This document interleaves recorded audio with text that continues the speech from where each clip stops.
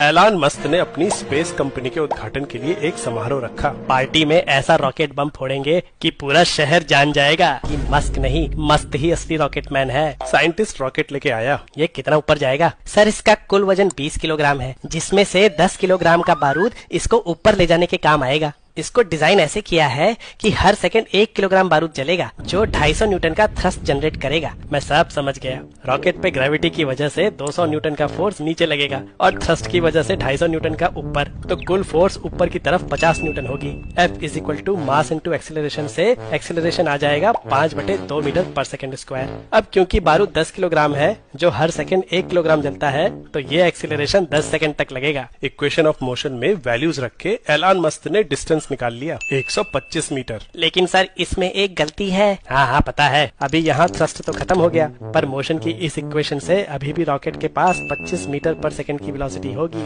जिससे ये 31.25 मीटर और ऊपर जाएगा, यानी कुल 156.25 मीटर। मस्त ने आओ देखा न ताओ और रॉकेट लॉन्च कर दिया। पर ये क्या, रॉकेट तो ऊपर ही जाए जा रहा है। वो इतनी ऊपर चला गया कि उसका धमाका ठीक से दिखा ही नहीं। ये क्या हो गया? ज्यादा बारूद डाल दिया था क्या? अरे सर, मैं वही तो बता रहा था। आपने कैलकुलेशन में रॉकेट का मास कांस्टेंट मान लिया, लेकिन बारूद जलने से इसका मास लगातार कम होगा, जिसकी वजह से ग्रेविटेशनल फोर्स कम होगी और ऊपर की तरफ नेट फोर्स बढ़ती रहेगी। इसलिए रॉकेट का एक्सीलरेशन भी लगातार बढ़ता रहेगा। तो क्या यहाँ इक्वेशंस ऑफ मोशन काम नहीं करेंगी? करेंगी सर, लेकिन हर मोमेंट के लिए इक्वेशन में अलग अलग एक्सीलरेशन लिखना होगा। तो इतनी सारी इक्वेशंस कैसे सॉल्व करेंगे? बारूद जलने की वजह से रॉकेट का मास हर सेकंड 1 किलोग्राम से कम होता जाएगा और नीचे लगने वाली ग्रेविटेशनल फोर्स किसी भी टाइम पे रॉकेट का मास गुने जी होगी। थ्रस्ट और ग्रेविटेशनल पुल को माइनस करके जो नेट फोर्स आएगी, उसको रॉकेट के मास से डिवाइड कर दे तो रॉकेट के एक्सीलरेशन की इक्वेशन आ जाएगी। गौर करें तो टाइम के साथ डिनोमिनेटर घटेगा और न्यूमरेटर बढ़ेगा, मतलब ऊपर जाते जाते रॉकेट का एक्सीलरेशन बढ़ेगा। इसीलिए रॉकेट ज्यादा ऊपर चला गया। लेकिन एग्जैक्टली कितना ऊपर गया? सर, कमर कस लीजिए,